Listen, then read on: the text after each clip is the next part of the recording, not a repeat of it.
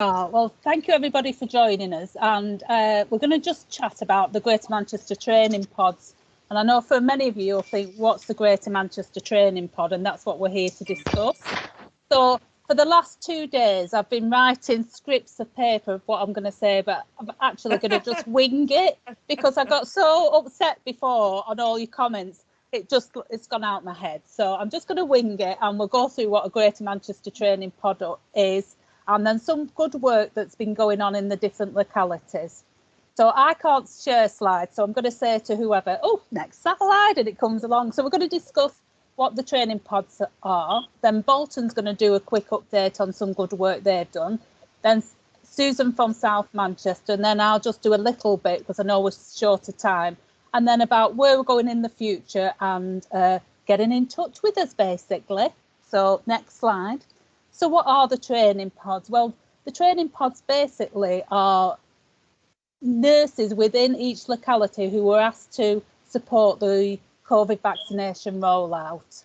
And they came about quite quickly. So we'll go on to the next slide. So we were formed in January 2021. Can you believe it's not been even a year since we were formed? And it was to support the local COVID vaccination programme, as I said. And its key focus was on supporting our general practices, upskilling staff, supporting the vaccination programme and the immunisation agenda. And we were really aware that there was going to be 3 waves of staff that were going to come out. We were going to get the experienced and competent vaccinators, the registered healthcare professionals, those who hadn't vaccinated for some time, returning to practice, and lastly, for those that were new, unregistered, who'd never vaccinated before. And we were given the onerous task of supporting them. So we'll go on to the next slide. Oh, look, here we are. So this isn't me. So we were asked to do some on-site induction for all staff. So as you're aware, when the Pfizer vaccine came out, the logistics of how we were going to give it was something that we've never ever experienced in general practice. From being frozen to actually moving it was a logistical nightmare. So we had to go through all that procedure. Then it was how we were going to do IM injections. So while nurses and health care support workers in general practice do deltoid injections on almost a daily basis, for a lot of other staff they don't do, even though they've got a registered qualification. So we had to teach some registered and non-registered staff how to do some nice deltoid injection. Where is a deltoid? And it's not in the bottom, as I found out. It is in the arm. So we did that training, and then we signed off the competencies. Did they meet that criteria to ensure safety? And once we signed them off, then we were good to go. Over the last 9 to 10 months, we've trained thousands of staff, not only to reconstitute the Pfizer vaccine, but to do IM injections and to ensure the safety. So we've been busy plugging away, and each locality has, I should say each, we've got 7 localities at the moment that have got training pods. We are looking for some other nurses, but I'll tell you about that at the end. So we're going to go over to Kath, who's going to tell us about some great work that Bolton have done. Over to you, Kath. Thanks, Moira. So, the Bolton Training Pod, we were approached by the CCG to ask to support the rollout of vaccines to pregnant women in Bolton. Can you move the next slide on, please? So this was in response to national concerns in early July. The concerns became increasingly worrying because just within 1 week in July, over 200 pregnant women were admitted to hospital with COVID. And it was when we questioned these women, it was identified that it was mainly due to a lack of confidence in the vaccine. And midwives themselves admitted that they were struggling to advocate the use of the COVID vaccine because there was just little evidence around to support its use at the time. And this, of course, went against their ethical code as midwives. And also on the back of that, we had the misleading advice from JCVI and MHRA. Initially, the advice was do not vaccinate pregnant women, and then suddenly, you know, they changed their mind and it was okay, following in the footsteps of America. So it's quite easy to see why there was all these misconceptions going around in the early days. Can you move to the next slide, please? So it soon became apparent that pregnant women were more likely to become seriously unwell compared to non-pregnant women with COVID, and they also potentially posed higher risks to their babies, and they were being born prematurely. In fact, 1 in 5 women admitted to hospital with COVID gives birth prematurely, and the stillbirth risk is actually doubled if they've got the COVID infection. And unfortunately for us, the Delta variant, which still remains to be the prominent variant, was affecting pregnant women more than any other variant. And 17% of England's most seriously ill COVID patients still remain to be unvaccinated pregnant women. And that's almost a fifth of the most critically ill across the country. And those ladies, unfortunately, are needing lung bypass machines. So all this leads to potentially really scary information for women. Gladly now, the figures have improved since I did these slides the other day. 99% of women admitted to hospital who were pregnant had not been vaccinated, and there's only been 3 who've been vaccinated with 1 vaccine who've been admitted recently, and there's been no women admitted who've had 2 jabs. So that's really positive information. Next slide, please. So we were asked by Bolton CCG to set up some specialist clinics for pregnant women, and we decided to target an area in Bolton with a very high BAME community, because this particular section of women were disproportionately represented in our hospital, suffering from COVID. So we wanted to really get into the heart of this community and offer some protection as soon as we could. Now, the session was run very much as a drop-in session. Please come along and have a chat with us. And it worked really, really well. We had pregnant women at the clinic who'd been vaccinated to offer support to people who were making these difficult decisions. And we wanted to, above all, just give these women a place to come and have a chat to healthcare professionals and help them make an informed decision about receiving the vaccine. Next slide, please. So it was really wonderful to be able to work in partnership with our antenatal friends, the maternity services. We had a specialist cultural midwife attend, Women's Health from Royal Bolton Hospital came, as well as representatives from the CCG. We were just all there to support the women, have a chat, and, as I said before, help them to make informed decisions. Going through things like explaining how antibody transfer studies had been done, creating passive immunity for babies, the vaccine uptake. The evidence coming through was that was almost as good as people who were post-COVID infection as well. So it's really positive, and to know that there's been no subsequent harm to the fetus or the infant, again, was so reassuring and good to be able to inform the ladies there as well. On a personal note, that scan picture there is actually a picture of my unborn granddaughter. One of the bumps you saw earlier was my daughter, who has been double vaccinated, and she came along to the clinic, and we had a really good day. And following on from that initial clinic, we've done more actually at the antenatal clinic in Bolton, and we're now looking at supporting the midwifery team in providing vaccines themselves. So hopefully they'll come through the training pod to get the training there. So that's it from us. Thank you very much. Oh, thanks so much, Kath. So, we're on to Susan now, who's going to talk to us about Withinshaw's pod. Hello, can you hear me? We can hear you, Susan. Lovely, lovely. So I only took up this post at the end of May.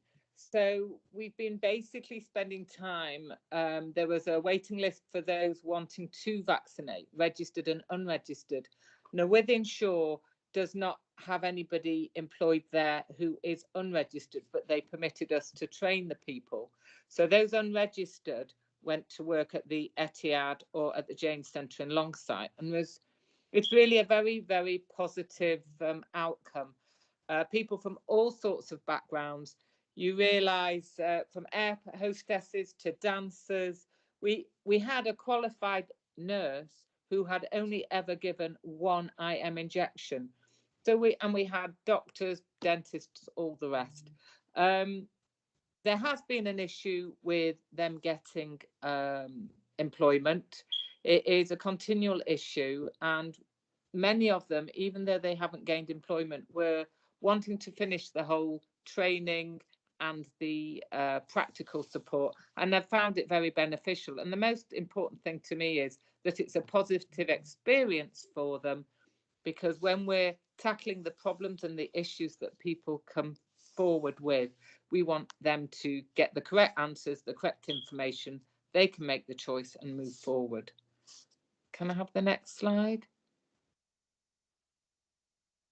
I just wanted to portray some of the issues, if I may, just for a minute, that some of the questions that people came to the centre, having worked at least 3 centres, to clarify whoever does go to give the COVID vaccine, that they check who is in charge that day. It is not always clear. A question I'd like answers from is, what do you feel about somebody coming to train as a vaccinator who has not been vaccinated, who declines for a few reasons? The anti-vaxxer that turns up at the front door, how would we handle it? Interesting initiations of discussion around pregnancy. At Withinshaw, they're absolutely given time away from the main room to discuss it and make an informed choice. There are now those coming through with, I had one lady, she's actually a midwife, and she said she's had 2 COVID vaccines. She had a hair dye reaction years ago, and when she went for a booster at a city centre mass vax, she was asked to leave, and they said they wouldn't do it at that time. If anybody has any answers, I think, and I've realised that many who come don't really go through an induction process at these centres, so it's important to encourage them to have an induction and to be aware of the resus situation, who's in control, resus trolley and resus room and so on.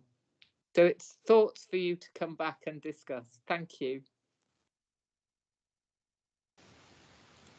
Thanks so much, Susan. Did you get you didn't get your answer about the hair dye then, did you?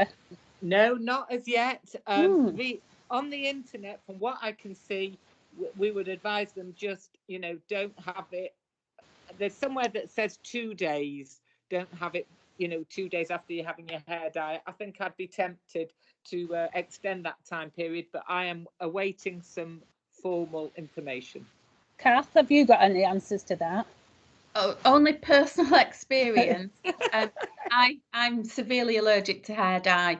And when we first started vaccinating, I was advised by my GP to have the AstraZeneca, which I did. But then, of course, last week I went for my booster and I had Pfizer, and I've been perfectly fine. And I'm one of those scary people who carries EpiPens, but I was absolutely fine. Yeah, we'll just wait to see what advice we get from the sick team. But I think they should be able to have it if they've had it before, but let's get the proper advice. Yeah. So I'll just quickly go over what Salford's gone on. So if we can go to the next slide. So for Salford, one of our big areas is the Jewish area in Broughton. And in late spring, we noticed that despite us doing lots of pop-up clinics and having local clinics in the area, the uptake was really, really poor. So we contacted the Jewish ambulance service in London to find out how they'd gone about it. And we were asked to train some Jewish ambulance staff. So for those that don't know, in Manchester, in the Broughton area and Prestwich area, they have their own ambulance service that respond to Jewish emergencies. So they've got 5 ambulances, and any patient, Jewish patient, can contact them and they will go out instead of our 999 ambulance. And usually they do about 2,500 to 3,000 calls per month with this service. So it's a huge amount, and they're all fully trained.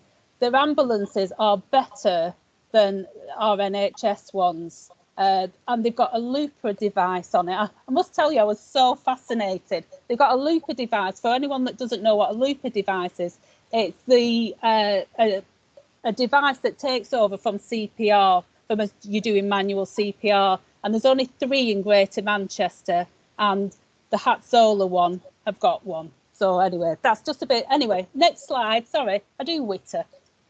Right. So on the 2nd of June, we were asked to go down and train 16 members. They were using the national protocol, so they were allowed to do it. And we trained them up to reconstitute the Pfizer vaccine and administer it, do the IM injections. So this is down at their training pod, very state-of-the-art training pod that they've got down there. And we went along and trained 16 of the staff. Next slide. And here we are on 4 days later. So you see the turnaround time was really quick. This was us down on site. So from only 32% of the Jewish population being vaccinated, on that day alone, we had more than 400 people turn up. They did all their own advertising in the newspapers, in the Jewish shops, in the synagogue, and they all we had over 400, and this was at the Jewish High School for Girls. And as you'll see, on one side, it's all ladies, and if you go on to the next slide, it's all gentlemen. So they were very clear that they didn't want to mix, so we had to almost operate as 2 training pods, 2 vaccinating pods, sorry. And they ran it so well. They did all their own posters and reception desk. They manned everything. That it was all volunteers. And since June, they've vaccinated nearly 3,500 people. So it's amazing what they've done. Really nice guys, and we had a lovely time. And if you go on to the next slide, you can see quite clearly the male side on that one. So if we go on to the next one, because they're going to call us back in 3 minutes. We've got training pod leads for 7 of our areas. If anybody would like in HMR, in Oldham, we're waiting confirmation for one in Tameside and Gloucester. If you could get in contact with either myself or Leslie or Kerry and have a chat with us if you're interested in doing the training or training going forward. If we go on to the next slide, I'm conscious that we could be pulled out very quickly. We are now supporting the flu vaccination programme within Greater Manchester. This allows non-trained, usually we do the 2 days in the vax training. This allows staff to be trained just to give the flu vaccine. So we're doing that training with them at the moment. And the last slide, it should be the last slide, is just the requirements for the flu. It's just giving flu. If you'd like a copy, we can send that. Sorry, I had to rush at the end, but I'm conscious of us being pulled back into the room. But if any questions, do let me know, and I can email it you. Oh, we're going now, I think. Back into our room, are we? Any questions while we wait, in case we get pulled back? Oh, right. So West Gorton will get, we'll find you a training pod to get trained up in giving injections. And yes, it will cover you. Done my passport. We need to have the training on giving it. Will these pods cover this? Yes, they will. Done. Oh, we're going back, I think. Oh, Gilly, sorry. Hi, I just wondered if there was any site to overlap the the vaccination training with what's happening in individual areas, so that you could actually move freely around different organisations as well as across primary care, etc. With the passport, you mean, Gilly? Yeah. Yes, so that's the idea, that people have signed up for the passport. Once they've done the training, that will be on the passport. So if they need to go to another area, all they need to do is show that, that they've been signed off on the passport. Could I just check, is that okay for everybody? Because I just wondered, in our trust, for example, I get the impression that they still have to have been okayed at a local level. So that was probably just the check, really, is the passport free to use everywhere? That's all. Kerry, you can answer that one. The passport covers all of the national training, Gilly. So if they've done the passports, then absolutely